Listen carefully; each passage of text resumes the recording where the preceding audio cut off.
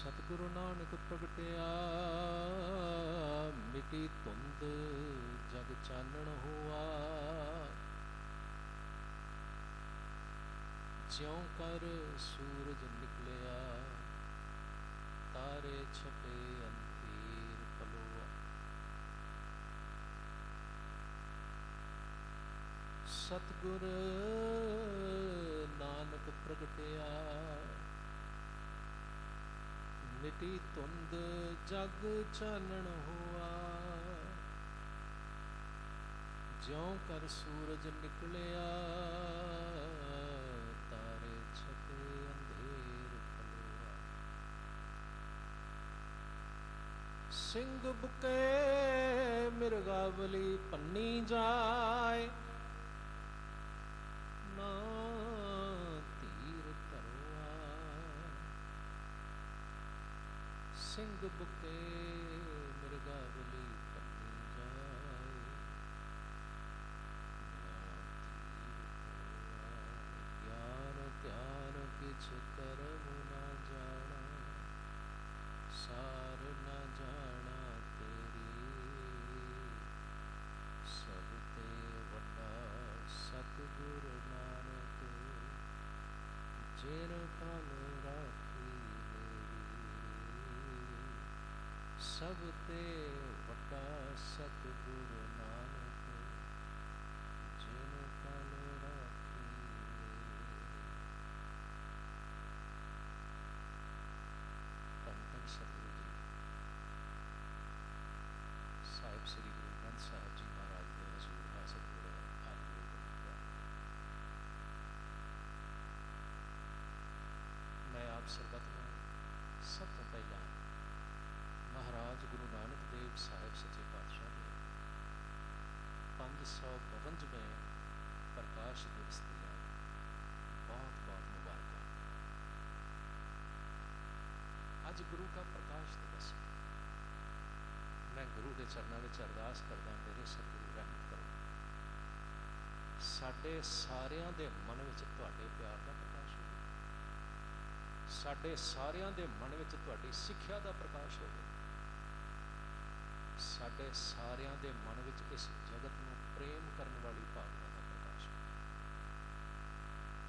आओ सब तो पहला एकाग्र चित हुंदियां प्यार सहित गज वज के फतेह बुलाइए जी। वाहिगुरू जी का खालसा वाहिगुरू। कुछ समा पहला एक नौजवान मैनू आखन लगे तुहाडा की ख्याल है कि आ जिहड़ी पंक्ति महाराज गुरु अर्जन देव जी ने उच्चारण की है, ज्ञान ध्यान किछ कर्म न जाना सार न जाना तेरी। सब ते वड्डा सतगुर नानक जिन पल राखी मेरी। आखन लगा भला दसो इस दे की अर्थ है।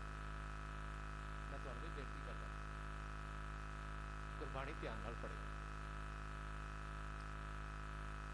घट्टो घट अज दे दिहाड़े असीं ये प्रण कर लईए कि अगे तो जदों भी बाणी पढ़ांगे समझ के प्रेम नाल पढ़ांगे। गल मेरी ना हो जाए। वैसे तो सतगुरु महाराज गुरु नानक देव का हुक्म है गावीए सुनिए मन रखिए भाव। इस गल नूं जे असीं रूल ऑफ थंब समझ लीए, इसनूं एक प्रिंसीपल समझ लीए, एक सिद्धांत जान लीए। गुरु नानक सच्चे पातशाह आखदे ने जदों भी प्रभु की वडियाई करें, जदों भी प्रभु की वडियाई दे बचन गुरबाणी विच पढ़ें तेरा फर्ज है इस तरह पढ़। गावीए सुनिए मन रखिए भाव। मन विच भाव रख के गा, मन विच भाव रख के सुन। जदों तू मन विच भाव रख के गाएगा तो सुनेगा, नतीजा यह निकलेगा दुख पर हर सुख घर लै जाए। तेरे सारे दुख चले जाएंगे तो सुखों का वारस हो जाएगा। मैं इसलिए बार बार बेनती करदा असीं जदों आम करके पाठ करते हैं ना, सिर्फ तो सिर्फ गुटके वाला अखां फेर के गुस्ताखी लिखना उस वे साडा मन नहीं एकाग्र होंदा। और गुरु के हुक्म के मुताबिक असीं उस वेले ਗਾ ਕੇ ਸੁਣ ਵੀ ਨਹੀਂ ਰਹੇ ਹੁੰਦੇ। ਇਸ ਲਈ ਨਾ ਅਸੀਂ ਬਹੁਤ ਵਾਰ ਸ਼ਿਕਾਇਤ ਕਰਦੇ ਹਾਂ ਕਿ ਸਾਡਾ ਮਨ ਤੇ ਇਕਾਗਰ ਹੁੰਦਾ ਨਹੀਂ ਜੀ, ਸਾਡਾ ਮਨ ਹੀ ਨਹੀਂ ਟਿਕਦਾ। ਟਿਕਾਉਣ ਦਾ ਤੇ ਸਾਧਨ ਹੀ ਬੜਾ ਸਪਸ਼ਟ। ਗੁਰੂ ਨੇ ਸ਼ੁਰੂਆਤ ਵਿੱਚ ਹੀ ਗੱਲ ਸਮਝਾ ਦਿੱਤੀ, ਗਾਵੀਐ ਸੁਣੀਐ ਮਨ ਰੱਖੀਐ ਭਾਓ, ਦੁੱਖ ਪਰ ਹਰ ਸੁਖ ਘਰ ਲੈ ਜਾਏ। ਗੱਲ ਮੇਰੀ ਨਾ ਹੋਵੇ। ਮੈਨੂੰ ਨੌਜਵਾਨ ਨੇ ਪੁੱਛਿਆ, ਭਲਾ ਦੱਸੋ ਇਸ ਪੰਕਤੀ ਦੇ ਅਰਥ ਕੀ ਨੇ? ਗਿਆਨ ਧਿਆਨ ਕਿਛ ਕਰਮ ਨਾ ਜਾਣਾ, ਸਾਰ ਨਾ ਜਾਣਾ ਤੇਰੀ ਸਭ ਤੇ ਵੱਡਾ, ਸਤਿਗੁਰ ਨਾਨਕ ਜਿਨ ਕੜ ਰਾਖੀ ਮੇਰੀ। ਮੈਂ ਉਸਨੂੰ ਪਿਆਰ ਨਾਲ ਪੁੱਛਿਆ, ਨੌਜਵਾਨ ਮੈਨੂੰ ਇੱਕ ਗੱਲ ਦੱਸ, ਇਹਨਾਂ ਪੰਕਤੀਆਂ ਨੂੰ ਸਮਝਣ ਵਿੱਚ ਮੁਸ਼ਕਲ ਕਿੱਥੇ ਆਉਂਦੀ, ਭੁਲੇਖਾ ਕਿੱਥੇ ਪੈਂਦਾ? ਮੈਂ ਲੱਗਾ ਜੀ ਬਾਕੀ ਗੱਲ ਤੇ ਸਮਝ ਆ ਜਾਂਦੀ, ਪਰ ਆਹ ਜਿਹੜਾ ਬਚਨ ਹੈ ਨਾ, ਸਭ ਤੇ ਵੱਡਾ ਸਤਿਗੁਰ ਨਾਨਕ, ਇਸ ਨੂੰ ਕਿਵੇਂ ਪੜ੍ਹੀਏ? ਸਭ ਤੇ ਵੱਡਾ ਸਤਿਗੁਰ ਕਾਮਾ ਨਾਨਕ ਕਾਮਾ ਜਿਨ ਕੜ ਰਾਖੀ ਮੇਰੀ, ਇਸ ਤਰ੍ਹਾਂ ਪੜ੍ਹੀਏ ਕਿ ਸਭ ਤੇ ਵੱਡਾ ਸਤਿਗੁਰ ਨਾਨਕ ਇਕੱਠਾ ਪੜ੍ਹੀਏ? ਮੈਂ ਕਿਹਾ ਜੇ ਤਾਂ ਅਰਥਾਂ ਨੂੰ ਧਿਆਨ ਨਾਲ ਵਿਚਾਰ ਕੇ ਕਰੋਗੇ ਨਾ, ਫਿਰ ਸਮਝ ਆ ਜਾਏਗੀ। ਇਸ ਲਈ ਮੇਰੀ ਦੋ ਹੱਥ ਜੋੜ ਕੇ ਬੇਨਤੀ ਹੈ, ਜਦੋਂ ਗ੍ਰਾਮੈਟਿਕਲੀ ਤੁਸੀਂ ਗੁਰਬਾਣੀ ਨੂੰ ਸਮਝਣ ਦਾ ਯਤਨ ਕਰੋਗੇ ਨਾ, ਫਿਰ ਅਰਥ ਠੀਕ ਹੋਣਗੇ। ਪ੍ਰੋਫੈਸਰ ਸਾਹਿਬ ਸਿੰਘ ਜੀ ਨੇ ਬੜਾ ਸੋਹਣਾ ਸਪਸ਼ਟ ਨਾਲ ਵਰਣਨ ਕਰ ਦਿੱਤਾ, ਕਦੇ ਇਹਨਾਂ ਬਚਨਾਂ ਦੀ ਬਣਤਰ ਵੱਲ ਧਿਆਨ ਦੇਣਾ। ਸਭ ਤੇ ਵੱਡਾ ਸਤਿਗੁਰ ਦੇ ਰਾਰੇ ਨੂੰ ਆਉਂਦੇ, ਨਾਨਕ ਦੇ ਕੱਕੇ ਨੂੰ ਵੀ ਆਉਂਦੇ, ਜਿਸ ਦਾ ਭਾਵ ਹੈ ਕਿ ਇਕੱਠੇ ਪੜ੍ਹੇ ਜਾਣੇ ਨੇ। ਸਤਿਗੁਰੂ ਨਾਨਕ ਨਾਲ ਸੰਬੰਧਿਤ ਹੈ, ਨਾਨਕ ਸਤਿਗੁਰੂ ਨਾਲ ਸੰਬੰਧਿਤ। ਜਿਸ ਦਾ ਭਾਵ ਇਹ ਹੋਵੇਗਾ, ਸ੍ਰੀ ਗੁਰੂ ਅਰਜਨ ਦੇਵ ਜੀ ਮਹਾਰਾਜ ਕਹਿ ਰਹੇ ਨੇ, ਭਾਈ ਸਤਿਗੁਰੂ ਸ੍ਰੀ ਗੁਰੂ ਨਾਨਕ ਦੇਵ ਜੀ ਮਹਾਰਾਜ ਜਗਤ ਵਿੱਚ ਸਭ ਤੋਂ ਵੱਡੇ ਨੇ, ਸਭ ਤੋਂ ਵੱਡੇ। ਉਸ ਨੌਜਵਾਨ ਨੇ ਅਗਲਾ ਸਵਾਲ ਕਰ ਦਿੱਤਾ, ਪਹਿਲੇ ਕਾ ਇੱਕ ਗੱਲ ਦੱਸੋ, ਹਰ ਬੰਦਾ ਆਪਣੇ ਪਿਓ ਨੂੰ ਵੱਡਾ ਸਮਝਦਾ ਤੇ ਵੱਡਾ ਆਖਦਾ, ਤੇ ਸਿੱਖ ਵੀ ਗੁਰੂ ਨਾਨਕ ਨੂੰ ਵੱਡਾ ਕਹਿ ਲੈਣ ਤੇ ਕਿਹੜੀ ਵਡਿਆਈ ਹੈ?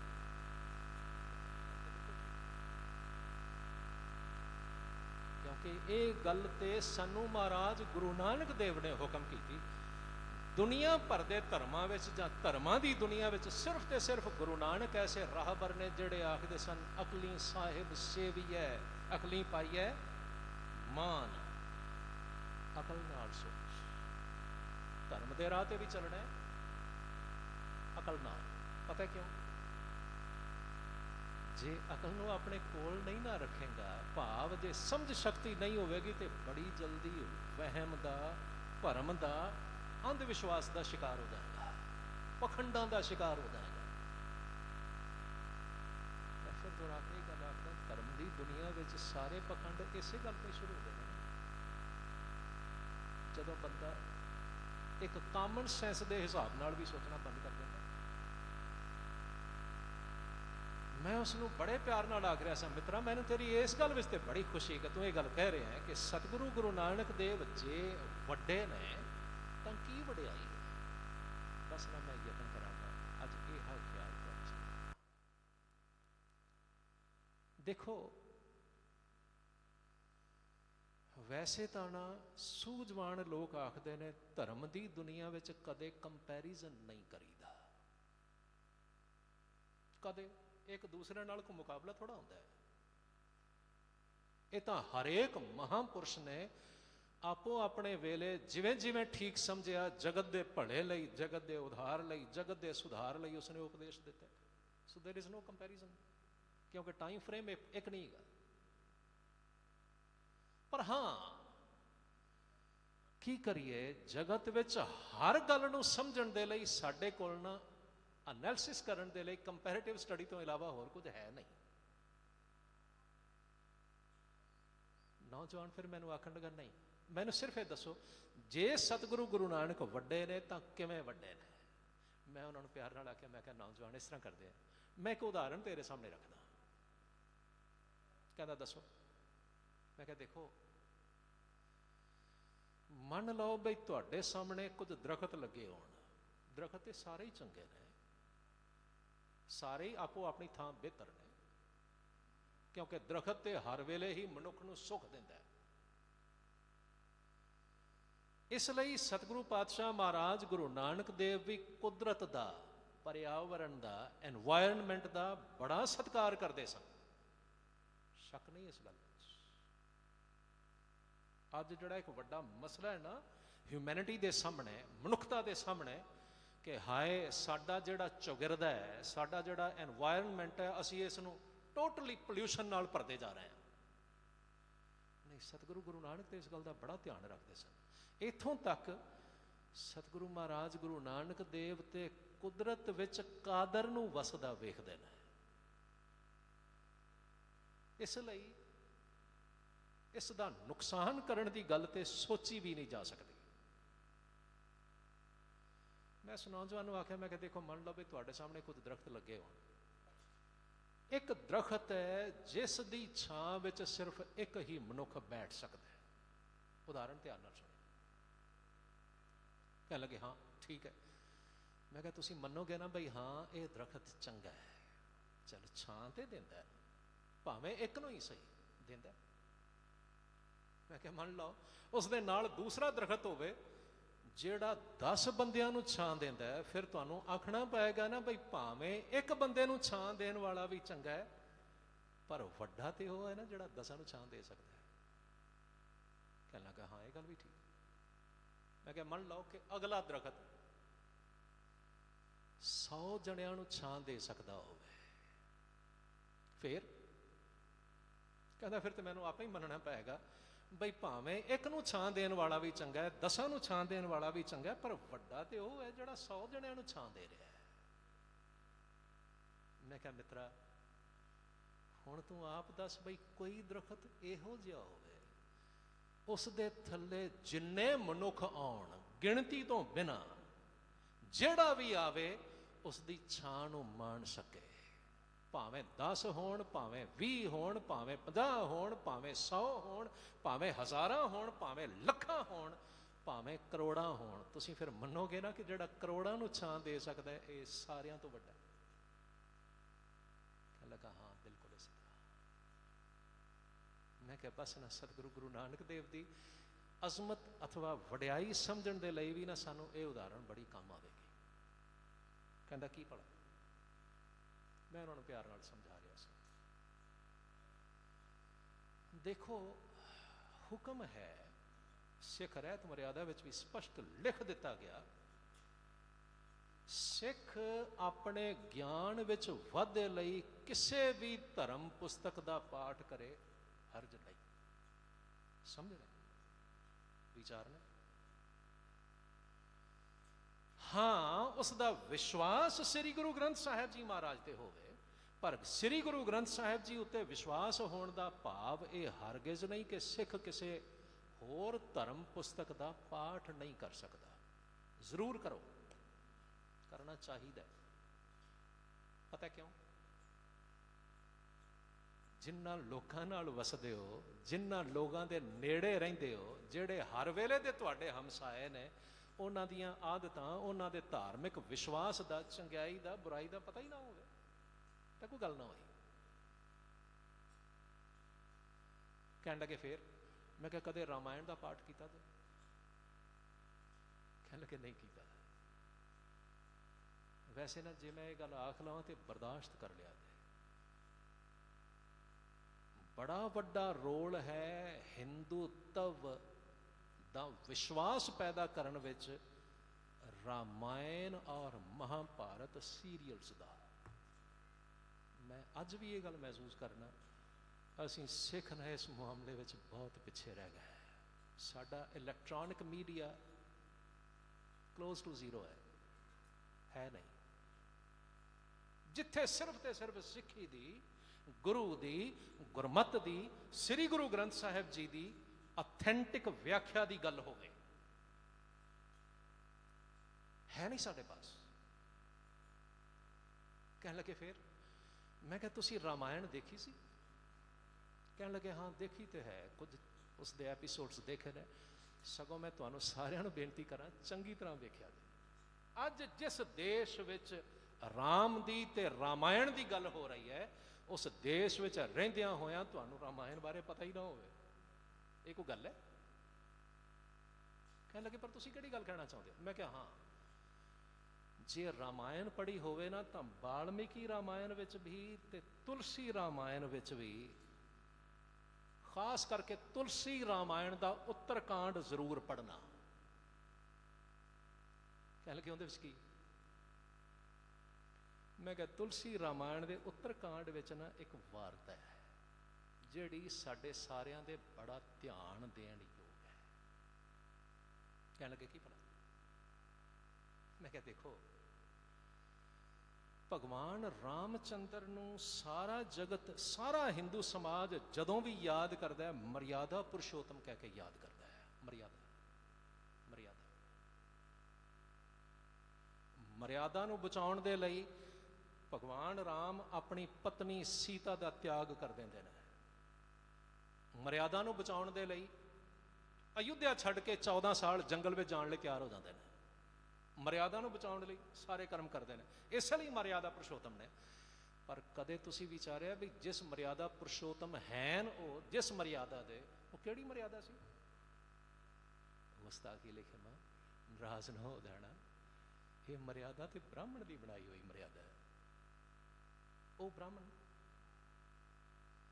ਜਿਹੜਾ ਹਰ ਵੇਲੇ ਸਮਾਜ ਨੂੰ 4 ਹਿੱਸਿਆਂ ਵਿੱਚ ਉੱਚਾ ਨੀਵਾਂ ਕਰਕੇ ਵੰਡ ਕੇ ਵੇਖਦਾ ਹੈ, ਜਿਹੜਾ ਇਹ ਗੱਲ ਆਖਦਾ ਹੈ ਸ਼ੂਦਰ ਨੂੰ ਜੋ ਮਰਜ਼ੀ ਹੋ ਜਾਏ, ਸ਼ੂਦਰ ਨੂੰ ਤੇ ਗੈਰ ਹਿੰਦੂ ਨੂੰ ਮੰਦਿਰ ਵਿੱਚ ਜਾਣ ਦੀ ਆਗਿਆ ਨਹੀਂ ਦਿੱਤੀ ਜਾ ਸਕਦੀ, ਉਹ ਮਰਿਆਦਾ। ਨੌਜਵਾਨ ਬੜਾ ਹੈਰਾਨ ਸੀ। ਮੈਂ ਇਸ ਨੂੰ ਸਮਝਾ ਰਿਹਾ ਸਾਂ, ਮੈਂ ਕਿਹਾ ਪੁੱਤਰ ਧਿਆਨ ਨਾਲ ਪੜ੍ਹੀ ਕਦੇ। ਰਾਮਾਇਣ ਦੇ ਉੱਤਰਕਾਂਡ ਵਿੱਚ ਇੱਕ ਜ਼ਿਕਰ ਹੈ ਜਿਹੜਾ ਸਪਸ਼ਟ ਹੈ, ਸੱਚ ਜਾਣਿਓ ਬੜਾ ਜ਼ਰੂਰੀ ਹੈ। ਇੱਕ ਦਿਨ ਭਗਵਾਨ ਰਾਮਚੰਦਰ ਦੇ ਪਾਸ ਅਯੁੱਧਿਆ ਦੇ ਦਰਬਾਰ ਦੇ ਵਿੱਚ ਇੱਕ ਬ੍ਰਾਹਮਣ ਹਾਜ਼ਰ ਹੋਇਆ ਤੇ ਆਉਂਦਿਆਂ ਸਾਰ ਆਖਣ ਲੱਗਾ, ਰੋਂਦਿਆਂ ਹੋਇਆਂ, ਭਗਵਾਨ ਬਹੁਤ ਵੱਡਾ ਪਾਪ ਹੋ ਰਿਹਾ ਤੁਹਾਡੇ ਦਰਬਾਰ ਵਿੱਚ। ਭਗਵਾਨ ਰਾਮ ਵੀ ਬੜੇ ਹੈਰਾਨ ਹੋਏ, ਆਖਣ ਲੱਗੇ ਕਿਹੜਾ ਪਾਪ ਹੋ ਰਿਹਾ? ਜਵਾਬ ਮਿਲਿਆ, ਪਾਪ ਹੋ ਰਿਹਾ ਕੋਈ ਬਹੁਤ ਵੱਡਾ, ਜਿਸ ਦੇ ਫਲ ਵਜੋਂ ਮੇਰੇ ਜਵਾਨ ਪੁੱਤਰ ਦੀ ਮੌਤ ਹੋ ਗਈ ਹੈ। ਮੈਂ ਫਿਰ ਦੁਹਰਾਨਾ, ਇਹ ਬ੍ਰਾਹਮਣੀ ਖਿਆਲ ਹੈ ਕਿ ਜੇ ਕਿਸੇ ਦੇਸ਼ ਵਿੱਚ ਕੋਈ ਇੱਕ ਬੰਦਾ ਵੀ ਪਾਪ ਕਰਦਾ ਹੈ ਤੇ ਉਸ ਦੀ ਸਜ਼ਾ ਸਾਰੇ ਦੇਸ਼ ਨੂੰ ਭੁਗਤਣੀ ਪਏਗੀ। ਇਹ ਬ੍ਰਾਹਮਣੀ ਖਿਆਲ। ਗੁਰੂ ਦਾ ਖਿਆਲ ਤੇ ਬੜਾ ਸਪਸ਼ਟ ਹੈ, ਐ ਕਰ ਕਰੇ ਸੋ ਐ ਕਰ ਪਾਏ, ਕੋਏ ਨਾ ਪਕੜੀਏ ਕਿਸੇ ਦੇ ਥਾਂ। ਜਿਹੋ ਜਿਹੇ ਕਰਮ ਕਰੇਗਾ ਨਾ ਮਿੱਤਰਾ ਤੈਂ ਭੁਗਤਣਾ ਹੈ। ਚੰਗਿਆਈਆਂ ਬੁਰਾਈਆਂ ਵਾਚੈ ਧਰਮ ਹਦੂਰ, ਕਰਮੀ ਆਪੋ ਆਪਣੀ ਕੇ ਨੇੜੇ ਕੇ ਦੂਰ। ਕਹਿਣ ਲੱਗੇ ਫਿਰ ਬ੍ਰਾਹਮਣ ਨੇ ਆ ਕੇ ਬਾਕਾਇਦਾ ਭਗਵਾਨ ਰਾਮ ਦੇ ਦਰਬਾਰ ਵਿੱਚ ਆਖਿਆ ਕਿ ਕੋਈ ਬਹੁਤ ਵੱਡਾ ਪਾਪ ਹੋ ਰਿਹਾ ਤੁਹਾਡੇ ਇਸ ਸਮਾਜ ਵਿੱਚ, ਇਸ ਦੇਸ਼ ਵਿੱਚ, ਜਿਸ ਦੇ ਫਲ ਵਜੋਂ ਮੇਰੇ ਜਵਾਨ ਪੁੱਤਰ ਦੀ ਮੌਤ ਹੋ ਗਈ ਹੈ। ਭਗਵਾਨ ਰਾਮਚੰਦਰ ਉਸੇ ਵੇਲੇ ਆਖਣ ਲੱਗੇ, ਐ ਬ੍ਰਾਹਮਣ ਦੇਵਤਾ, ਕੀ ਪਾਪ ਹੋਇਆ ਹੈ? ਦੱਸ, ਮੈਂ ਹੁਣੇ ਉਸ ਪਾਪ ਨੂੰ ਰੋਕਦਾ। ਜਵਾਬ ਮਿਲਿਆ, ਪਹਾੜੀ ਉੱਤੇ ਬੈਠਾ ਹੋਇਆ ਸੰਬੂਕ ਨਾਮ ਦਾ ਸ਼ੂਦਰ, ਜੇ ਤੁਹਾਡੇ ਦਰਬਾਰ ਵਿੱਚ, ਤੁਹਾਡੇ ਰਾਜ ਵਿੱਚ ਇੱਕ ਸ਼ੂਦਰ ਰੱਬ ਦਾ ਨਾਮ ਜਪਦਾ ਹੋਵੇ, ਪ੍ਰਭੂ ਦੀ ਭਗਤੀ ਕਰਦਾ ਹੋਵੇ, ਇਸ ਤੋਂ ਵੱਡਾ ਪਾਪ ਹੋਰ ਕੀ ਹੋ ਸਕਦਾ ਹੈ? ਮੈਂ ਫਿਰ ਦੁਹਰਾ ਕੇ ਆਖਦਾ, ਮੇਰਾ ਮਨ ਨਹੀਂ ਕਰਦਾ ਕਿ ਮੈਂ ਇਸ ਸਾਖੀ ਤੇ ਯਕੀਨ ਕਰਾਂ, ਪਰ ਰਾਮਾਇਣ ਵਿੱਚ ਲਿਖੀ ਹੋਈ ਹੈ, ਮੈਂ ਕੀ ਕਰਾਂ? ਭਗਵਾਨ ਰਾਮਚੰਦਰ ਖੁਦ ਉੱਠੇ ਔਰ ਆਪਣੀ ਤਲਵਾਰ ਪਕੜ ਕੇ ਉਹਨਾਂ ਨੇ ਉਸ ਵੇਲੇ ਆਪ ਜਾ ਕੇ ਉਸ ਪਹਾੜੀ ਤੇ ਬੈਠੇ ਹੋਏ ਸ਼ੂਦਰ ਰਿਸ਼ੀ ਸੰਬੂਕ ਦਾ ਕਤਲ ਕੀਤਾ, ਸਿਰਫ ਇਸ ਦੋਸ਼ ਬਦਲੇ ਕਿ ਉਹ ਸ਼ੂਦਰ ਹੋਣ ਦੇ ਬਾਵਜੂਦ ਰੱਬ ਨੂੰ ਯਾਦ ਕਿਵੇਂ ਕਰ ਸਕਦਾ ਹੈ। ਨਾ ਵਿਸ਼ਵਾਸ ਹੋਵੇ ਤੇ ਕੰਮ ਕਰਨਾ। ਨਾਗਪੁਰ ਤੁਹਾਡੇ ਤੋਂ ਬਹੁਤ ਦੂਰ ਤਾਂ ਨਹੀਂ ਹੈਗਾ। ਨਾਗਪੁਰ ਤੋਂ ਸਿਰਫ 50 ਕਿਲੋਮੀਟਰ ਦੂਰ ਹੈ ਰਾਮ ਟੇਕੜੀ, ਔਰ ਰਾਮ ਟੇਕੜੀ ਤੇ ਮੰਦਿਰ ਬਣਿਆ ਹੋਇਆ ਅੱਜ ਵੀ ਉਹ ਸਥਾਨ ਜਿੱਥੇ ਭਗਵਾਨ ਰਾਮਚੰਦਰ ਨੇ ਆਪਣੇ ਹੱਥੀਂ ਕਿਸੇ ਸ਼ੂਦਰ ਦਾ ਕਤਲ ਕੀਤਾ ਸੀ। ਯਕੀਨ ਜਾਣੇ, ਮੈਂ ਫਿਰ ਦੁਹਰਾ ਕੇ ਗੱਲ ਆਖਦਾ, ਮਨ ਤੇ ਨਹੀਂ ਕਰਦਾ ਕਿ ਅਸੀਂ ਇਸ ਵਾਰਤਾ ਨੂੰ ਮੰਨੀਏ, पर रामायण में लिखी हुई है। फिर किवें आखिए कि गल नहीं होई होनी? जे ये गल हुई है फिर किवें मनीए कि भगवान रामचंद्र का उपदेश, उन्हां दा प्यार सारे जगत लई एक जैसा सी? किवें मनीए? उन्हां दा उपदेश, उन्हां दा प्यार समाज दे किसी लिमिटेड हिस्से लई है, छोटे जिहे हिस्से लई, सारे जगत लई नहीं है। गुस्ताखी लिखी हकीकत है। मैनू पता है कई बार ना सानू सच्चाई सुननी बड़ी औखी लगती है, पर सच तो यह ही है। RSS दे किताब दे विच बाकायदा 3 साल पहला उन्होंने रिपोर्ट दी, अज भी हिंदुस्तान विच 37% शूदरां नाल वितकरा हुंदा है जिस वेले वो मंदिर विच जांदे ने, नहीं वड़न दिता जाता। तुहानू माण नहीं इस गल का कि तुसीं उस गुरु की हजूरी विच बैठे हो जिथे आके असीं माण नाल कह सकने खत्री ब्राह्मण शूद वैश उपदेश चाहो वर्णा कहो साझा। गुरु ने तो इहो जी कोई रिस्ट्रिक्शन नहीं सी लाई, गुरु ने तो इहो जी कोई पाबंदी नहीं लाई। सगों गुरु तो चाहते सन कि हिंदू समाज विचों भी यह जड़ियां बुराइयां ने खत्म कर दित्तियां जान। ते जे इस तरह हो जाए तुसी सोच सकते हो फिर भारतीय समाज कितना खूबसूरत होगा। सतगुरु के हुक्मां द्वारा जे गल वापर जाए, सच जानियो, फिर असी माण नाल कह सकांगे कि यह भारत देश वो देश है जिथे हर धर्म का, हर विचारधारा का बराबर सन्मान होंदा है, होना चाहिए। थोड़ा जिहा होर अगे चलो। मैनू ना थोड़ी देर पहला क्रिश्चियनिटी के कुछ बोल पढ़न का भी मौका मिला, बाइबल। वंस अगेन मत सोचो कि मैं कोई किते बुराइयां चुन के तुहाडे सामने लियाउण दा यतन करदा, नहीं, मेरा ये बिल्कुल ख्याल नहीं जे, ना मेरी कोई ऐसी इच्छा। पर जिस वेले तुसी गुरु की बाणी पढ़ोगे, गुरु की बाणी के मुकाबले जिस वेले तुसी होर ख्याल पढ़ोगे, फिर तो स्पष्ट समझ आ जाएगा भी की हो रहा, की वापर रहा। Let me say that once again, Bible का जिहड़ा न्यू टेस्टामेंट है बड़ा महत्वपूर्ण है। वैसे बाइबल जीसस क्राइस्ट दे जान तो बाद लिखी गई और सैकड़े साल बाद वख-वख विद्वानों ने लिखी। इसलिए उन्होंने विद्वानों विचों एक विद्वान मैथ्यूस बड़ी सोहनी गल लिखदा, जिथे बाइबल विच जीसस क्राइस्ट दीयां बहुत सारिया वड़ियाइयां का वर्णन है, जिथे वो ये जिक्र है कि जीसस क्राइस्ट के पास इहो जिहियां मिरेकुलस पावर्स हैगियां सन, बई वो बहुत सारे लोगों का दुख दूर कर देंदे सन। वंस अगेन बाइबल विच मैथ्यूस की बाइबल अध्याय 15वां पैराग्राफ 22वां जरूर पढ़ना, बड़ा इंटरेस्टिंग है। उसके मुताबिक कहते हैं एक दिन जीसस क्राइस्ट चले जा रहे सन, जदों कनानी जात दी, कनानिश इजराइल घराने विच इस जात नूं नीवा मन्निया जाता है। कनानिश लेडी ने आके जीसस क्राइस्ट के सामने 2 हाथ जोड़ के बेनती की, गोडियां भार झुकद्या होया, नमस्कार करद्या होया हाथ जोड़ के आखन लगी, ओ जीसस सन ऑफ द मेरी, please have mercy on me, मेरे उत्ते कृपा कर। कादी जवाब मिला, मेरी धी बहुत बीमार है, जे तू मेहर करें अपना ए बख्शिश वाला हाथ उसके सिर ते रख देवें, मेरी इकली धी बच जाएगी, घट्टो घट मेरी इको एक औलाद जिउंदी रहेगी, मेहर कर। मैं फिर दोहरा के ही कर, जीसस के लफ्ज ने बाइबल विच, कहते ने जीसस ने उस वेले उसनों बिना कोई जवाब दित्तियां अगे वध गए। कुछ मिनटां बाद जीसस के चेलियां ने जीसस क्राइस्ट नूं यह गल आखी, तुसीं मेहर करो, देखो सानू बार बार वो आख रही है, बार बार बेनतियां कर रही है, किसी तरह असी उसकी दुआ, उसकी रिक्वेस्ट, उसकी ये बेनती तुहाडे कोल पहुँचा दईए ताकि उसकी धी राजी हो जाए। जिहड़ा जवाब लिखा हुआ है ना बड़ा इंटरेस्टिंग है। जीसस क्राइस्ट नाराज होंदियां आखन लगे, ओए भोलिओ, कोई भी सियाणा बंदा कदे भी अपने पुत्रां दी रोटी कुत्तियां नूं नहीं पाउंदा हुंदा। मैं आस करदा तुसीं समझ सकते। भाव की सी?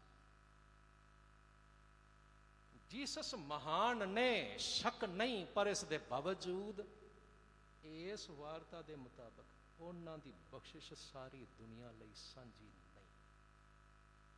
भिन्न भेद है, फर्क है। इसलिए वो बार बार आखदे ने, मैं इजराइल घराने दियां भेडां चराउण लई आया। महान सन, कोई दोहरावा नहीं। अपने वेले उन्होंने बहुत वड्डे इलाके नूं प्रभावित किया।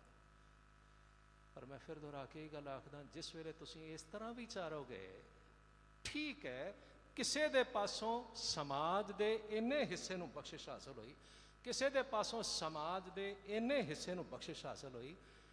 बड़े हार जाइए, तुहानूं माण नहीं कि सतगुरु गुरु नानक की शरण विच जो भी आ जाए, गुरु रहमत करके उसनों जो शरण आवे तिस कंठ लावे कर देंदे ने।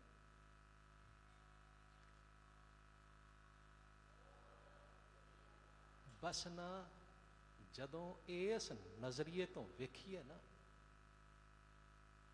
फिर समझ आउंदी है सब ते वड्डा सतगुरु नानक क्यों है ते किवें है। सतगुरु गुरु नानक देव साहिब सच्चे पातशाह दे अमर बोल, मैं हुणे कुछ मिनट पहला गुरुद्वारा बंगला साहब विखे भी ये बचन दोहरा रहा सी। गुरु दे बचन ने, नीचा अंदर नीच जात, नीची हूं अत नीच, नानक तिन कै संग साथ वड्डियां स्यों क्या रीस। जेड़े नीच ने, नहीं नहीं, नीचां तो भी नीच ने,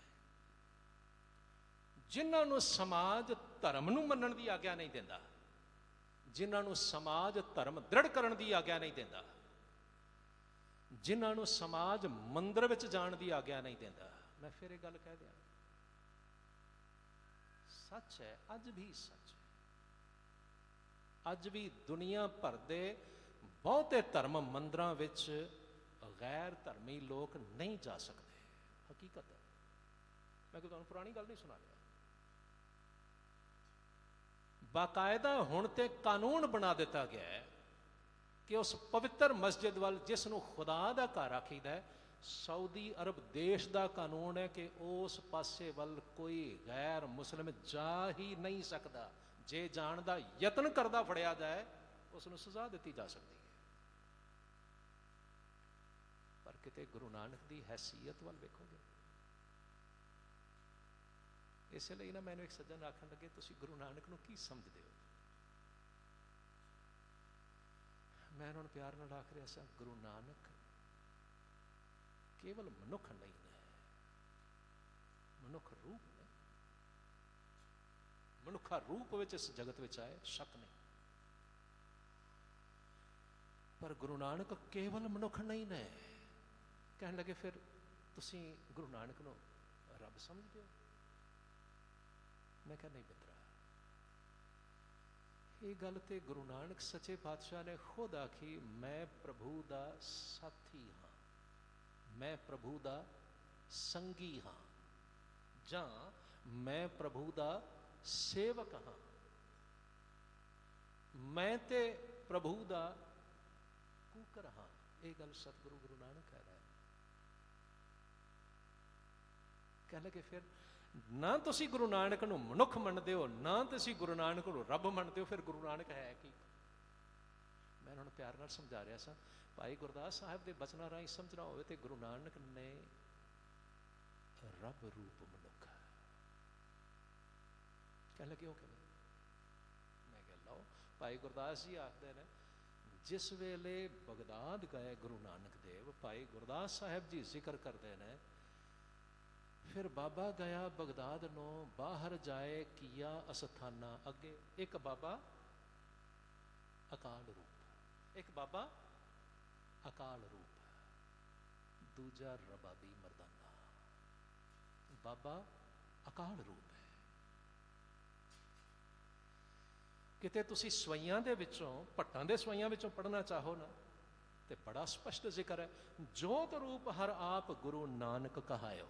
गुरु नानक ही ने जोत रूप, रब रूप, परमेश्वर रूप, अकाल रूप। कह लगे ओके मैं क्या बस इस उदाहरण नहीं समझ सकते हो। मन लो कि लोहे दे किसे टुकड़े नो तुसी, लोहे दे किसे टुकड़े नो तुसी अग विच पा के तपा दो। जिस वेले अग नाल लाल हो जाए कि लोहा लोहा नहीं रहा। ये तो असी सारे ही मनते हैं भाई हाँ लोहा तो लोहा है, उसके लोहा होने में कोई फर्क नहीं पिया। पर मैं क्या जिस वेले मन लो अग नाल तप गया, लाल हो गया, हुण उस नूं असीं आखांगे लोहा तो है, पर हुण ये ना अग रूप लोहा हो गया। इहदे विच अग दे गुण भी सम्मिलित हो गए हैं, जिन्हों तुसीं असिमिलेशन आखदे जे ना, अग दे गुण भी असिमिलेट हो गए। कह लगे की मतलब, मैं क्या बस इस तरह गुरु नानक सच्चे पातशाह के पास शरीर ते मनुखा वाला ही सी, शक नहीं, पर सतगुरु गुरु नानक के पास ना सारे गुण अकाल पुरख वाहिगुरु के गुण सन। गुरु नानक मनुख रूप गुरु नानक विच भी अकाल पुरख वाहिगुरु के सारे गुण असिमिलेट होए हुए, इसलिए हो रब। मैं एक दो उदाहरण तुहाडे सामने रखदा, गल समझ आ जाए। देखो गुरु नानक किन्ने को निरभव सन। निरभैता अकाल पुरख वाहिगुरु का गुण है ना। प्रभु की वडियाई करदे सतगुरु महाराज गुरु नानक देव ने मूल मंत्र में जिक्र किया, एक ओंकार सतनाम करता पुरख निर्भव निर्वैर। प्रभु निरभव है, प्रभु निर्वैर है। अपन अकाल मूर्त की गल फिर किसी वेले विचार पावांगे, वैसे है बड़ी इंटरेस्टिंग।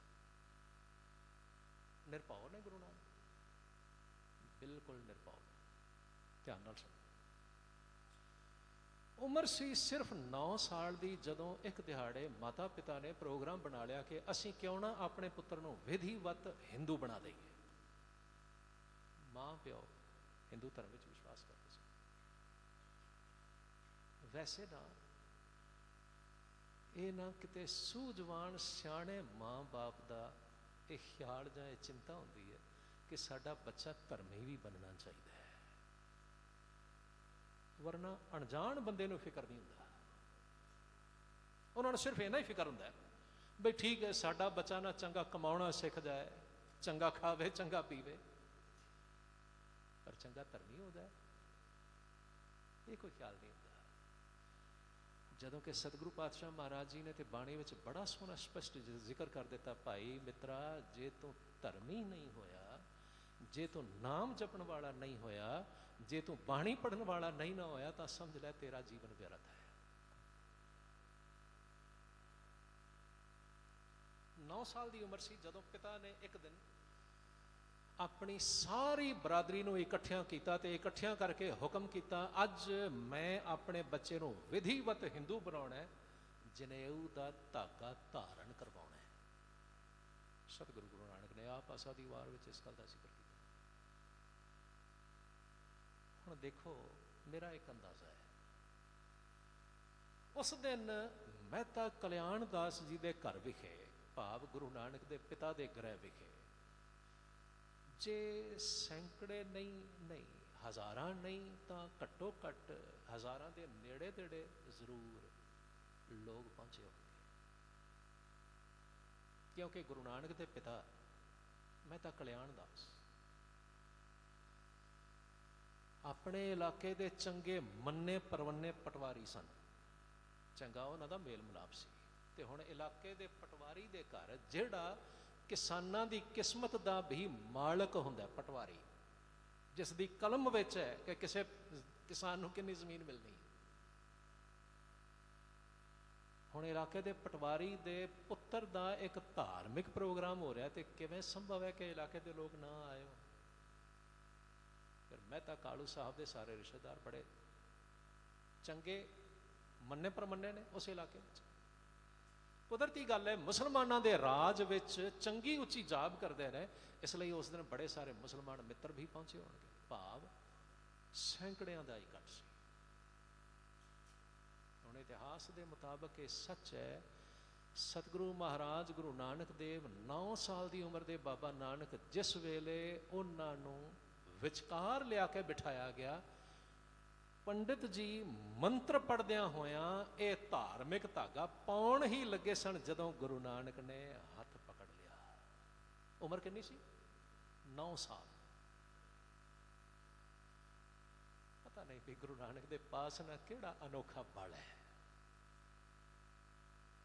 ਸਾਡੇ ਘਰ ਵਿੱਚ ਕਿਤੇ ਸੈਂਕੜੇ ਬੰਦਿਆਂ ਦਾ ਇਕੱਠ ਹੋਵੇ ਨਾ, ਤੇ ਸਾਨੂੰ ਪਤਾ ਹੋਵੇ ਵੀ ਜਿਹੜੀ ਗੱਲ ਮੈਂ ਕਹਿਣ ਲੱਗਾ ਉਹ ਇਹਨਾਂ ਨੂੰ ਪਸੰਦ ਨਹੀਂ ਆਉਣੀ, ਸੱਚ ਜਾਣਿਓ ਉਸ ਵੇਲੇ ਨਾ ਇਹ ਗੱਲ ਕਹਿਣੀ ਬੜੀ ਔਖੀ ਹੈ। ਪਰ ਗੁਰੂ ਨਾਨਕ ਸੱਚੇ ਪਾਤਸ਼ਾਹ ਆਖਦੇ ਨੇ, ਮਿੱਤਰਾ, ਸੱਚ ਬੋਲਣ ਦੇ ਵੇਲੇ ਸੱਚ ਬੋਲਣਾ, at the right time and right place. ਸੱਚ ਕੀ ਬਾਣੀ ਨਾਨਕ ਆਖੈ, ਸੱਚ ਸੁਣਾਏ ਸੀ, ਸੱਚ ਕੀ ਵੇਲਾ। Right time and right place. ਸਮਾਂ ਲੰਘ ਜਾਏ ਤੇ ਤੂੰ ਆਖੇ ਜੀ ਮੈਂ ਹੁਣ ਸੱਚ ਬੋਲ ਲੈਣਾ, ਉਸ ਵੇਲੇ ਤਾਂ ਫਿਰ ਬੋਲਿਆ ਹੋਇਆ ਸੱਚ ਕੋਈ ਝੂਠ ਨਾਲੋਂ ਵਧੇਰੇ ਚੰਗਾ ਨਹੀਂ ਹੁੰਦਾ। ਸਿਰਫ 9 ਸਾਲ ਦੀ ਉਮਰ ਦੇ ਸਤਿਗੁਰੂ ਮਹਾਰਾਜ ਗੁਰੂ ਨਾਨਕ ਦੇਵ ਸਾਹਿਬ ਸੱਚੇ ਪਾਤਸ਼ਾਹ ਨੇ ਉਸ ਭਰੀ ਹੋਈ ਸਭਾ ਵਿੱਚ ਪੰਡਿਤ ਜੀ ਹੋਰਾਂ ਦਾ ਹੱਥ ਪਕੜ ਕੇ ਪੁੱਛਿਆ, ਤੁਸੀਂ ਕੀ ਕਰਨ ਲੱਗੇ ਹੋ? ਜਵਾਬ ਮਿਲਿਆ, ਤੁਹਾਨੂੰ ਜਨੇਊ ਪਾਉਣ ਲੱਗਾ, ਧਾਰਮਿਕ ਧਾਗਾ ਪਹਿਨਾਉਣ ਲੱਗਾ। ਗੁਰੂ ਨਾਨਕ ਦਾ ਅਗਲਾ ਸਵਾਲ ਸੀ, ਕਿਉਂ ਭਲਾ? ਜਵਾਬ ਮਿਲਿਆ, ਜੇ ਇਹ ਧਾਗਾ ਪਾ ਲਓਗੇ ਤਾਂ ਉੱਚੀ ਜ਼ਾਤ ਦੇ ਹਿੰਦੂ ਸਮਝੇ ਜਾਓਗੇ। ਤੇ ਗੁਰੂ ਨਾਨਕ ਦਾ ਅਗਲਾ ਸਵਾਲ ਸੀ, ਜੇ ਨਾ ਪਾਵਾਂ ਤੇ ਫਿਰ? ਜਵਾਬ ਮਿਲਿਆ, ਜੇ ਨਹੀਂ ਪਾਓਗੇ ਤਾਂ ਫਿਰ ਨੀਵੀਂ ਜ਼ਾਤੀ ਦੇ ਸ਼ੂਦਰ ਮੰਨੇ ਜਾਓਗੇ। ਇਹ ਗੱਲ ਚੇਤੇ ਰੱਖੋ। ਗੁਰੂ ਨਾਨਕ ਸੱਚੇ ਪਾਤਸ਼ਾਹ ਮੁਸਕਰਾ ਪਏ ਤੇ ਕਹਿਣ ਲੱਗੇ, ਪੰਡਿਤ ਜੀ, ਇਹ ਧਾਗਾ ਪਾਉਂਦਿਆਂ ਸਾਰ ਮੇਰੇ ਮਨ ਵਿੱਚ ਖਿਆਲ ਆਵੇਗਾ ਨਾ ਬਈ ਮੈਂ ਉੱਚੀ ਜ਼ਾਤ ਦਾ, ਇਸ ਦਾ ਮਤਲਬ ਮੈਂ ਫਿਰ ਦੂਸਰਿਆਂ ਨੂੰ ਨੀਵੀਂ ਜ਼ਾਤ ਦਾ ਸਮਝ ਕੇ ਨਫ਼ਰਤ ਕਰਨ ਜੋਗਾ ਹੋ ਜਾਵਾਂਗਾ। ਤੁਹਾਡੇ ਕੋਲ ਇਹੋ ਜਿਹਾ ਕੋਈ ਧਾਗਾ ਨਹੀਂ ਜਿਸ ਨਾਲ ਮੈਨੂੰ ਇਨਸਾਨੀਅਤ ਨੂੰ ਪਿਆਰ ਕਰਨ ਦੀ ਜਾਚ ਆਵੇ, ਨਫ਼ਰਤ ਹੀ ਸਿਖਾਉਣੀ। ਗੁਰੂ ਦੇ ਬਚਨ ਨੇ, ਦਇਆ ਕਪਾ ਸੰਤੋਖ ਸੂਤ ਜਤ ਗੰਢੀ ਸਤ ਵਟ, ਇਹ ਜਨੇਊ ਜੀ ਕਾ ਹਈ ਤਾਂ ਪਾਂਡੇ ਘਤ, ਨਾ ਇਹ ਟੁੱਟੈ ਨਾ ਮੜ ਲੱਗੈ, ਨਾ ਇਹ ਜਲੈ ਨਾ ਜਾਏ, ਧਨ ਸੋ ਮਾਨਸ ਨਾਨਕਾ ਜੋ ਗਲ ਚੱਲੇ ਪਾਏ। ਉਮਰ ਕਿੰਨੀ ਸੀ ਉਸ ਵੇਲੇ? 9 ਸਾਲ। ਥੋੜਾ ਜਿਹਾ ਹੋਰ ਅੱਗੇ ਚੱਲੇ। ਸਤਿਗੁਰੂ ਮਹਾਰਾਜ ਗੁਰੂ ਨਾਨਕ ਦੇਵ ਸਾਹਿਬ ਸੱਚੇ ਪਾਤਸ਼ਾਹ ਨੂੰ ਆਪਣੀ ਜ਼ਿੰਦਗੀ ਵਿੱਚ ਬਹੁਤ ਵੱਡੇ ਵੱਡੇ ਲੋਕਾਂ ਦਾ ਸਾਹਮਣਾ ਕਰਨ ਦਾ ਮੌਕਾ ਮਿਲਿਆ। ਮੈਂ ਫਿਰ ਦੁਹਰਾ ਕੇ ਗੱਲ ਆਖਾਂ, ਦੇਖੋ ਗੁਰਮਤਿ ਦਾ, ਗੁਰਬਾਣੀ ਦਾ ਫੈਸਲਾ ਹੈ, ਤਖਤ ਰਾਜਾ ਸੋ ਬਹਿ ਜੇ ਤਖਤੈ ਲਾਇਕ ਹੋਈ, only the capable should rule. ਯੋਗ ਕੀ ਯੋਗਤਾ ਹੈ? ਤੁਸੀਂ ਹੁਣੇ ਸਰਵਣ ਕਰਕੇ ਹਟੇ ਹੋ। ਸਤਿਗੁਰੂ ਮਹਾਰਾਜ ਗੁਰੂ ਨਾਨਕ ਦੇਵ ਦੀ ਬਾਣੀ ਗਾਈ ਜਾ ਰਹੀ ਸੀ। ਆਦਰਯੋਗ ਭਾਈ ਜਗਤਾਰ ਸਿੰਘ ਜੀ ਬਚਨ ਪੜ੍ਹ ਰਹੇ ਸਨ, ਨਾਨਕ ਚੁਲੀਆਂ ਸੁੱਚੀਆਂ ਜੇ ਭਰ ਜਾਣੈ ਕੋਏ। ਮੈਂ ਫਿਰ ਦੁਹਰਾ ਕੇ ਗੱਲ ਆਖਾਂ, ਸਾਡਾ ਨਾ ਝੂਮ ਝੂਮ ਕੇ ਬਾਣੀ ਪੜ੍ਹਨ ਨੂੰ ਤੇ ਬੜਾ ਜੀਅ ਕਰਦਾ ਹੈ, ਪਰ ਬਹੁਤ ਵਾਰ ਨਾ ਅਸੀਂ ਬਾਣੀ ਸਮਝਦੇ ਨਹੀਂ। ਕਿੰਨੇ % ਲੋਕਾਂ ਨੂੰ ਖਿਆਲ ਹੈ ਵੀ ਇਹਨਾਂ ਪੰਕਤੀਆਂ ਦਾ ਕੀ ਅਰਥ ਹੈ? ਦਰਅਸਲ ਉਸ ਵੇਲੇ ਦੀ ਚੱਲ ਰਹੀ ਇੱਕ ਰਵਾਇਤ ਦਾ ਜ਼ਿਕਰ ਹੋ ਰਿਹਾ ਹੈ। ਉਸ ਵੇਲੇ ਰਵਾਇਤ ਇਹ ਸੀ, ਜਿਵੇਂ ਅੱਜ ਵੀ ਹੈ ਨਾ, ਕਿਸੇ ਨੇ ਰਾਜਾ ਬਣਨਾ, ਮਿਨਿਸਟਰ ਬਣਨਾ ਜਾਂ ਕੋਈ ਵੀ ਪਦ ਧਾਰਨ ਕਰਨਾ, ਉਸ ਵੇਲੇ ਬਾਕਾਇਦਾ ਸਾਰਿਆਂ ਦੇ ਸਾਹਮਣੇ ਖੜੇ ਹੋ ਕੇ ਉਸਨੂੰ ਸਹੁੰ ਚੁਕਾਈ ਜਾਂਦੀ। ਚੁਲੀ ਭਰਨੀ, ਮੂੰਹ ਵਿੱਚ ਗੰਗਾ ਦਾ ਪਵਿੱਤਰ ਪਾਣੀ ਲੈਣਾ, ਤੇ ਮੂੰਹ ਸੁੱਚਾ ਕਰਕੇ ਉਸ ਵੇਲੇ ਜੋ ਕੁਝ ਉਹ ਆਖਦਾ ਸੀ ਉਸ ਨੂੰ ਮੰਨਿਆ ਜਾਂਦਾ ਸੀ ਬਈ ਹਾਂ ਇਹ ਇਸ ਗੱਲ ਦੇ ਲਈ ਸਹੁੰ ਚੁੱਕ ਰਿਹਾ ਹੈ। ਪਰ ਸਤਿਗੁਰੂ ਗੁਰੂ ਨਾਨਕ ਨੇ ਵੇਖਿਆ ਬਈ ਇਹ ਵਾਲਾ ਕਾਰਜ ਤੇ ਐਵੇਂ ਇੱਕ ਫਾਰਮੈਲਿਟੀ ਰਹਿ ਗਿਆ ਹੈ। ਗੁਰੂ ਆਖਦੇ ਨੇ ਰਾਜੇ ਚੁਲੀ ਨਿਆਮ ਕੀ, ਰਾਜਾ ਤਾਂ ਰਾਜਾ ਹੈ, ਰਾਜਾ ਇਹ ਵਾਅਦਾ ਕਰੇ, ਇਹ ਸਹੁੰ ਚੁੱਕੇ ਕਿ ਮੇਰੇ ਰਾਜ ਵਿੱਚ ਮੈਂ ਕਿਸੇ ਨਾਲ ਵਿਤਕਰਾ ਨਹੀਂ ਹੋਣ ਦਿਆਂਗਾ, ਤਾਂ ਰਾਜਾ ਹੈ। ਅੱਜ ਨਾ ਸੱਚ ਜਾਣਿਓ ਬੜਾ ਔਖਾ ਹੈ ਕਿ ਕੋਈ ਰਾਜੇ ਨੂੰ ਕਹਿ ਸਕੇ, ਰਾਜੇ ਦੇ ਸਾਹਮਣੇ ਖੜਾ ਹੋ ਤੂੰ ਨਿਆਂ ਨਹੀਂ ਕਰ ਰਿਹਾ। ਬਲਿਹਾਰ ਜਾਈਏ, ਇਹ ਬਰਕਤ ਨਾ ਗੁਰੂ ਨਾਨਕ ਦੇ ਪਾਸ ਹੀ ਸੀ, ਕਿਉਂਕਿ ਗੁਰੂ ਨਾਨਕ ਦੇ ਪਾਸ ਇੱਕ ਵੱਡਾ ਰੱਬੀ ਗੁਣ ਹੈ, ਨਿਰਭੈਤਾ ਵਾਲਾ ਗੁਣ, ਜਿਸ ਦੇ ਸਾਹਮਣੇ ਨਾ ਕੋਈ ਵੱਡਾ ਟਿਕਦਾ, ਨਾ ਕੋਈ ਵੱਡਾ ਵਿਦਵਾਨ ਟਿਕਦਾ, ਨਾ ਕੋਈ ਵੱਡਾ ਰਾਜਸ਼ਾਹੀ ਬੰਦਾ ਟਿਕ ਸਕਦਾ ਹੈ। ਕਿਉਂਕਿ ਗੁਰੂ ਨਾਨਕ ਦੇ ਪਾਸ ਹਿੰਮਤ ਹੈ ਸੱਚ ਬੋਲਣ ਦੀ, ਔਰ ਠੀਕ ਵੇਲੇ ਸਿਰ, ਠੀਕ ਸਮੇਂ ਸਿਰ, ਠੀਕ ਥਾਂ ਤੇ। ਥੋੜਾ ਜਿਹਾ ਹੋਰ ਅੱਗੇ ਚੱਲੀਏ। ਵੈਸੇ ਨਾ ਗੁਰੂ ਨਾਨਕ ਸੱਚੇ ਪਾਤਸ਼ਾਹ ਦੀਆਂ ਵਾਰਤਾਵਾਂ ਬੜੀਆਂ ਪਿਆਰੀਆਂ ਨੇ। ਮੈਂ ਇੱਕ ਉਦਾਹਰਨ ਤੁਹਾਡੇ ਸਾਹਮਣੇ ਰੱਖਦਾ। ਕਹਿੰਦੇ ਨੇ ਸਤਿਗੁਰੂ ਮਹਾਰਾਜ ਗੁਰੂ ਨਾਨਕ ਦੇਵ ਜਿਸ ਵੇਲੇ ਹਰਿਦੁਆਰ ਪਹੁੰਚੇ, ਹਰਿਦੁਆਰ ਪਹੁੰਚ ਕੇ ਗੁਰੂ ਨਾਨਕ ਦੇਵ ਜੀ ਨੇ ਵੇਖਿਆ ਬੜੇ ਸਾਰੇ ਲੋਕ ਨਾ ਸੂਰਜ ਵੱਲ ਮੂੰਹ ਕਰਕੇ ਪਾਣੀ ਉਛਾਲ ਰਹੇ। ਇਹ ਵਾਰਤਾ ਤੁਸੀਂ ਸਾਰਿਆਂ ਨੇ ਪੜ੍ਹੀ ਹੋਵੇ, ਸੁਣੀ ਹੋਵੇ, ਪਰ ਜ਼ਰਾ ਇਸ ਤੱਤ ਨੂੰ ਸਮਝੋ। ਉਸੇ ਵੇਲੇ ਗੁਰੂ ਨਾਨਕ ਉੱਥੇ ਹੀ ਖੜੇ ਹੋਏ, ਉਲਟੇ ਪਾਸੇ ਪੱਛਮ ਵਾਲੇ ਪਾਸੇ ਪਾਣੀ ਸੁੱਟਣ ਲੱਗ ਪਏ। ਲੋਕਾਂ ਨੇ ਆਪੇ ਹੀ ਪੁੱਛਿਆ, ਹਜ਼ਾਰਾਂ ਲੋਕਾਂ ਨੇ, ਬਾਬਾ ਕੀ ਪਿਆ ਕਰਦਾ ਹੈ? ਜਵਾਬ ਮਿਲਿਆ, ਮੈਂ ਨਾ ਆਪਣੀ ਖੇਤੀ ਨੂੰ ਪਾਣੀ ਦੇ ਰਿਹਾ। ਲੋਕ ਕਹਿਣ ਲੱਗੇ ਖੇਤੀ ਕਿੱਥੇ ਹੈ? ਜਵਾਬ ਮਿਲਿਆ, ਜਿਸ ਵੇਲੇ ਪੰਜਾਬ ਤੋਂ ਆਇਆ ਸਾਂ ਨਾ, ਘਰੇ ਦਾਣੇ ਬੀਜ ਆਇਆ ਸਾਂ, ਖੇਤੀ ਬੀਜ ਆਇਆ ਸਾਂ, ਕਿਤੇ ਸੁੱਕ ਨਾ ਜਾਏ ਇਸ ਲਈ ਇੱਥੋਂ ਪਾਣੀ ਦੇ ਰਿਹਾ। ਬੜੇ ਹੈਰਾਨ ਹੋਏ ਤੇ ਕਹਿਣ ਲੱਗੇ, ਬਾਬਾ ਤੂੰ ਬੜਾ ਭੋਲਾ ਹੈ, ਇੱਥੋਂ ਸੁੱਟਿਆ ਪਾਣੀ ਤੇਰਾ ਖੇਤੀ ਤੱਕ ਕਿਵੇਂ ਜਾਏਗਾ? ਤੇ ਬਾਬਾ ਨਾਨਕ ਹੱਸ ਕੇ ਆਖਣ ਲੱਗਾ, ਭੋਲਿਓ ਇਹ ਗੱਲ ਤੁਹਾਨੂੰ ਨਹੀਂ ਸਮਝ ਆਉਂਦੀ। ਜੇ ਮੇਰਾ ਸੁੱਟਿਆ ਪਾਣੀ ਕੁਝ ਸੈਂਕੜੇ ਮੀਲ ਦੂਰ ਤੱਕ ਨਹੀਂ ਜਾ ਸਕਦਾ, ਤੁਹਾਡਾ ਇੱਥੋਂ ਸੁੱਟਿਆ ਪਾਣੀ ਬ੍ਰਾਹਮਣ ਦੇ ਕਹਿਣ ਦੇ ਮੁਤਾਬਕ ਸੂਰਜ ਦੇ ਕੋਲ ਹੈ, ਪਿੱਤਰ ਲੋਕ, ਜਿਸ ਨੂੰ ਤੁਸੀਂ ਪਾਣੀ ਦੇ ਰਹੇ ਹੋ, ਕਿਵੇਂ ਪਹੁੰਚੇਗਾ? ਧਰਮ ਦੇ ਨਾਂ ਤੇ ਸਿਰਫ ਮੀਨਿੰਗਲੈਸ ਗੱਲਾਂ ਜਿਨ੍ਹਾਂ ਦਾ ਕੋਈ ਮਤਲਬ ਹੀ ਨਹੀਂ। ਪਰ ਬਲਿਹਾਰ ਜਾਈਏ, ਇਹ ਗੱਲ ਸਮਝਾਉਣ ਦੀ ਟੈਕਨੀਕ ਤੇ ਦਲੀਲ ਸਿੰਪਲ ਲਾਜਿਕ ਹੈ, ਜਿਹੜੀ ਗੁਰੂ ਨਾਨਕ ਕੋਲ ਹੈ ਨਾ, ਉਹ ਹੋਰ ਕਿਸੇ ਕੋਲ ਹੈ ਨਹੀਂ। ਸੱਚੇ ਪਾਤਸ਼ਾਹ ਗੁਰੂ ਨਾਨਕ ਦੇ ਜੀਵਨ ਦੀ ਇੱਕ ਹੋਰ ਵਾਰਤਾ ਤੁਹਾਡੇ ਨਾਲ ਸਾਂਝੀ ਕਰ, ਕਿਉਂਕਿ ਮਹਾਰਾਜ ਗੁਰੂ ਨਾਨਕ ਦੇਵ ਸਾਹਿਬ ਜੀ ਨੂੰ ਬਹੁਤ ਵਾਰ ਨਾ ਆਪਣੀ ਜ਼ਿੰਦਗੀ ਵਿੱਚ ਜੋਗੀਆਂ ਨਾਲ, ਮੌਲਵੀਆਂ ਨਾਲ, ਪੰਡਤਾਂ ਨਾਲ ਚਰਚਾ ਕਰਨ ਦਾ ਮੌਕਾ ਮਿਲਿਆ। ਕਿਉਂਕਿ ਉਸ ਵੇਲੇ ਇਹ ਹੀ ਤਿੰਨ ਮੁੱਖ ਧਰਮ ਸਨ ਜਿਨ੍ਹਾਂ ਤੋਂ ਬਹੁਤ ਵੱਡੀ ਗਿਣਤੀ ਵਿੱਚ ਪ੍ਰਭਾਵਿਤ ਲੋਕ ਇਹਨਾਂ ਧਰਮਾਂ ਨੂੰ ਧਾਰਨ ਕਰਦੇ ਸਨ, ਜੋਗੀਆਂ ਕੋਲੋਂ ਡਰਦੇ ਸਨ। ਹੁਣ ਜੋਗੀਆਂ ਦੀ ਹਰ ਹਾਲ ਇੱਛਾ ਸੀ ਕਿ ਅਸੀਂ ਕਿਸੇ ਤਰ੍ਹਾਂ ਨਾਲ ਵਿਚਾਰ ਚਰਚਾ ਵਿੱਚ ਹੀ ਗੁਰੂ ਨਾਨਕ ਨੂੰ ਹਰਾ ਸਕੀਏ। ਸ਼ਾਇਦ ਆਪ ਜੀ ਨੂੰ ਚੇਤੇ ਹੋਵੇ, ਰਾਜਸਥਾਨ ਵਿੱਚ ਇੱਕ ਜ਼ਿਲ੍ਹਾ ਪਾਲੀ, ਹੁਣ ਤੇ ਬੜਾ ਸੌਖਾ ਹੈ, ਤੁਸੀਂ ਗੂਗਲ ਤੇ ਜਦੋਂ ਮਰਜ਼ੀ ਮੈਪਸ ਵਿੱਚ ਜਾ ਕੇ ਜਦੋਂ ਮਰਜ਼ੀ ਲੱਭ ਲਓ, ਪਾਲੀ। ਪਾਲੀ ਵੀ ਨਾ ਜੋਗੀਆਂ ਦਾ ਇੱਕ ਬਹੁਤ ਵੱਡਾ ਗੜ੍ਹ ਸੀ। ਗੁਰੂ ਨਾਨਕ ਦੇਵ ਜੀ ਮਹਾਰਾਜ ਜਿਸ ਵੇਲੇ ਇੱਥੇ ਪਹੁੰਚੇ ਨਾ, ਤਾਂ ਸਤਿਗੁਰੂ ਮਹਾਰਾਜ ਗੁਰੂ ਨਾਨਕ ਦੇਵ ਜੀ ਨੂੰ ਇਕੱਠੇ ਹੋਈ ਜੋਗੀ ਕਹਿਣ ਲੱਗੇ, ਮਹਾਰਾਜ ਇੱਕ ਗੱਲ ਦੱਸੋ, ਤੁਹਾਡੇ ਤਿੰਨ ਹੀ ਉਪਦੇਸ਼ ਨੇ ਨਾ, ਕਿ ਨਾਮ ਜਪਣਾ ਚਾਹੀਦਾ ਹੈ, ਕਿਰਤ ਕਰਨੀ ਚਾਹੀਦੀ ਹੈ, ਤੇ ਉਹ ਵੰਡ ਕੇ ਛਕਣਾ ਚਾਹੀਦਾ ਹੈ। ਗੁਰੂ ਨਾਨਕ ਕਹਿਣ ਲੱਗਿਆ, ਦੇਖੋ ਸਿੱਖੀ ਨੂੰ ਸੌਖਾ ਸਮਝਣਾ ਹੋਵੇ ਨਾ, ਤੇ ਇਹ ਤਿੰਨ ਗੋਲਡਨ ਪ੍ਰਿੰਸੀਪਲ ਸਾਡੀ ਬਹੁਤ ਮਦਦ ਕਰਨਗੇ। ਸਿੱਖ ਦਾ ਜੀਵਨ ਕਿਹੋ ਜਿਹਾ ਹੋਵੇ।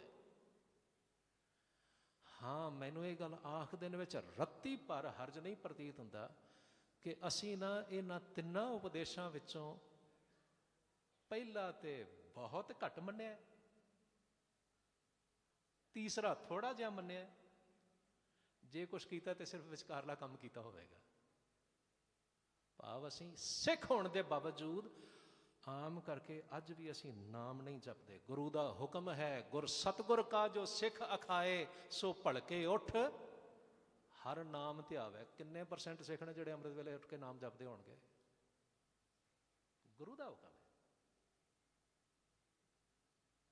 ਦੀ ਸੈਕੰਡ ਗੋਲਡਨ ਪ੍ਰਿੰਸੀਪਲ ਇਜ਼ ਕਿਰਤ ਕਰੋ, ਅਰਨ ਓਨੈਸਟਲੀ, ਇਮਾਨਦਾਰੀ ਨਾਲ ਪੈਸਾ ਕਮਾਓ।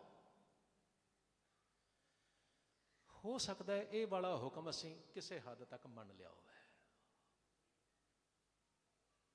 ਅਗਲੀ ਗੱਲ, ਉਹ ਵੰਡ ਛਕੋ। ਹਾਂ, ਵੈਸੇ ਨਾ ਮੈਨੂੰ ਮਾਣ ਹੈ, ਸਿੱਖ ਇਹ ਵੀ ਹੁਕਮ ਵਾਹ ਹੱਦ ਤੱਕ ਮੰਨ ਲੈਂਦੇ ਨੇ। ਚਲੋ ਕੰਪਲੀਟਲੀ ਨਾ ਸਹੀ, ਮੰਨਦੇ ਤੇ ਹੈ। ਮੈਂ ਅੱਜ ਸਵੇਰੇ ਵੀ ਇਹ ਬਚਨ ਸਾਂਝੇ ਕਰ ਰਿਹਾ ਸਾਂ, ਜਗਤ ਵਿੱਚ ਨਾ ਸਿੱਖਾਂ ਦੀ ਇਸ ਆਦਤ ਕਰਕੇ, ਗੁਰੂ ਦੇ ਇਸ ਉਪਦੇਸ਼ ਕਰਕੇ ਸਿੱਖਾਂ ਨੂੰ ਬੜਾ ਸਨਮਾਨ ਮਿਲਿਆ ਔਰ ਮਿਲਦਾ ਰਹੇਗਾ। ਬਲਿਹਾਰ ਜਾਈਏ, ਸਿੱਖ ਜਦੋਂ ਵੀ ਕਿਤੇ ਵੇਖਦਾ ਨਾ ਕਿ ਜਗਤ ਵਿੱਚ ਮੁਸੀਬਤ ਆਈ ਹੈ, ਉਸੇ ਲਈ ਵੰਡਣ ਤੁਰ ਪੈਂਦਾ ਹੈ। ਭਾਵੇਂ ਭੋਜਨ ਹੋਵੇ, ਭਾਵੇਂ ਸ਼ੈਲਟਰ ਹੋਵੇ। ਸੱਚ ਜਾਣਿਓ, ਭਾਵੇਂ ਕਿਤੇ ਨਾ ਸਾਹ ਹੀ ਵੰਡਣੇ ਹੋਣ, ਆਕਸੀਜਨ ਹੀ ਵੰਡਣੀ ਹੋਵੇ। ਮੈਂ ਮੁਬਾਰਕ ਆਖਣਾ ਉਹਨਾਂ ਸਾਰਿਆਂ ਨੂੰ ਜਿਨ੍ਹਾਂ ਨੇ ਪਿਛਲੇ ਕੋਰੋਨਾ ਕਾਲ ਦੇ ਸਮੇਂ ਦੇ ਦੌਰਾਨ ਇਹ ਵੱਡੀ ਸੇਵਾ ਕੀਤੀ। ਮਤ ਸੋਚਿਓ ਬਈ ਮੈਂ ਇਹ ਗੱਲ ਕਿਤੇ ਕਿਸੇ ਦੀ ਵਡਿਆਈ ਲਈ ਕਹਿ ਰਿਹਾ, ਪਰ ਮੈਨੂੰ ਇਹ ਬੋਲ ਬੜੇ ਚੰਗੇ ਲੱਗੇ। ਜਿਸ ਵੇਲੇ ਦਿੱਲੀ ਸਿੱਖ ਗੁਰਦੁਆਰਾ ਪ੍ਰਬੰਧਕ ਕਮੇਟੀ ਦੇ ਮੌਜੂਦਾ ਪ੍ਰਧਾਨ ਸਰਦਾਰ ਮਨਜਿੰਦਰ ਸਿੰਘ ਸਰਸਾ ਹੋਰੀ ਇੱਕ ਦਿਨ ਬਾਕਾਇਦਾ ਵੀਡੀਓ ਵਿੱਚ ਕਹਿ ਰਹੇ ਸਨ, ਦੇਖੋ ਅੱਜ ਇਸ ਮੁਸੀਬਤ ਦੇ ਮੌਕੇ ਸਰਕਾਰ ਫੇਲ ਹੋਈ ਹੈ, ਜਿਹੜੀ ਲੋਕਾਂ ਨੂੰ ਆਕਸੀਜਨ ਵੀ ਨਹੀਂ ਦੇ ਸਕਦੀ, ਪਰ ਸਰਦਾਰ ਨਹੀਂ ਫੇਲ ਹੋਇਆ, ਸਰਕਾਰ ਫੇਲ ਹੋਈ ਹੈ। ਸਰਦਾਰ ਨਹੀਂ ਫੇਲ ਹੋਇਆ। ਸਰਦਾਰ ਅੱਜ ਵੀ ਸੇਵਾਦਾਰੀ ਨੂੰ ਨਹੀਂ ਭੁੱਲਿਆ। ਬਾਕਾਇਦਾ ਗੁਰਦੁਆਰਿਆਂ ਵਿੱਚ ਆਕਸੀਜਨ ਦੇ ਲੰਗਰ ਲਾ ਦਿੱਤੇ ਗਏ। ਚਲੋ ਗੱਲ ਮੇਰੀ ਨਾ ਹੁੰਦਾ ਹੈ। ਜੋਗੀਆਂ ਨੇ ਇੱਕ ਸਵਾਲ ਕੀਤਾ, ਬਾਬਾ ਸਿਰਫ ਇੱਕ ਗੱਲ ਦੱਸੋ ਬਈ, ਜੇ ਵੰਡ ਕੇ ਛਕਣਾ ਚਾਹੀਦਾ ਹੈ, ਮਿਹਰਬਾਨੀ ਕਰਕੇ ਦੱਸੋ ਬਈ, ਜੇ ਵੰਡ ਛਕਣ ਵਾਲੀ ਚੀਜ਼ ਬੜੀ ਥੋੜੀ ਹੋਵੇ ਫਿਰ? ਗੁਰੂ ਨਾਨਕ ਦੇਵ ਜੀ ਮਹਾਰਾਜ ਕਹਿਣ ਲੱਗੇ, ਮਿੱਤਰਾ, ਵੰਡ ਕੇ ਛਕਣ ਦੀ ਇੱਛਾ ਹੋਣੀ ਚਾਹੀਦੀ ਹੈ। ਜੇ ਵੰਡ ਕੇ ਛਕਣ ਦੀ ਇੱਛਾ ਤੇ ਭਾਵਨਾ ਹੋਵੇ ਨਾ, ਤਾਂ ਥੋੜੀ ਤੋਂ ਥੋੜੀ ਚੀਜ਼ ਵੀ ਵੰਡੀ ਜਾ ਸਕਦੀ ਹੈ। ਪਰ ਜੇ ਵੰਡਣ ਦੀ ਇੱਛਾ ਨਾ ਹੋਵੇ, ਫਿਰ ਤਾਂ ਉਹ ਵਾਲਾ ਹਾਲ ਹੋ ਜਾਂਦਾ ਹੈ ਬਈ ਬੰਦਾ ਨਾ ਸਾਰੀ ਦੁਨੀਆ ਦਾ ਸਾਮਾਨ ਵੀ ਆਪਣੇ ਕੋਲ ਰੱਖ ਲਵੇ ਨਾ, ਕਿਸੇ ਨੂੰ ਨਹੀਂ ਦੇ ਸਕਦਾ। ਜੋਗੀ ਆਖਣ ਲੱਗੇ, ਬਾਬਾ ਪ੍ਰਿੰਸੀਪਲ ਇੱਦਾਂ ਹੀ, ਪ੍ਰੈਕਟੀਕਲੀ ਕਰਕੇ ਵਿਖਾਓ। ਗੁਰੂ ਨਾਨਕ ਦੇਵ ਕਹਿਣ ਲੱਗੇ, ਦੱਸੋ। ਇੰਨਾ ਸੁਣਦਿਆਂ ਸਾਰ ਜੋਗੀਆਂ ਨੇ ਨਾ ਇੱਕ ਤਿਲ ਦਾ ਦਾਣਾ ਗੁਰੂ ਨਾਨਕ ਦੀ ਹਥੇਲੀ ਤੇ ਰੱਖਿਆ। ਕਹਿਣ ਲੱਗਾ, ਬਾਬਾ ਲਓ, ਇਸ ਨੂੰ ਵੰਡ ਕੇ ਵਿਖਾਓ। ਅਸੀਂ ਸਿਰਫ 40-50 ਜੋਗੀਆਂ, ਇਹਨਾਂ 'ਚ ਹੀ ਵੰਡ ਦਿਓ। ਹੁਣ ਦੇਖੋ, ਤੁਸੀਂ ਸਾਰੇ ਸੂਝਵਾਨ ਹੋ, ਸਮਝਦਾਰ ਹੋ, ਇੱਕ ਤਿਲ ਦੇ ਟੁਕੜੇ ਕਰੋਗੇ, ਕਿੰਨੇ ਕਰ ਲਓਗੇ? ਬਹੁਤ ਨੀਜ ਲਾ ਕੇ ਵੀ 4, 6, 8, 10 ਇਸ ਤੋਂ ਵਧੇਰੇ ਨਹੀਂ ਹੋਣੇ। ਪਰ ਬਲਿਹਾਰ ਜਾਈਏ, ਸਤਿਗੁਰੂ ਮਹਾਰਾਜ ਗੁਰੂ ਨਾਨਕ ਦੇਵ ਮੁਸਕਰਾਏ ਤੇ ਆਖਣ ਲੱਗੇ, ਇਸ ਨੂੰ ਵੀ ਵੰਡਿਆ ਜਾ ਸਕਦਾ ਹੈ। ਜੋਗੀਆਂ ਨੇ ਆਖਿਆ, ਨਹੀਂ ਮਹਾਰਾਜ, ਵੰਡ ਕੇ ਵਿਖਾਓ।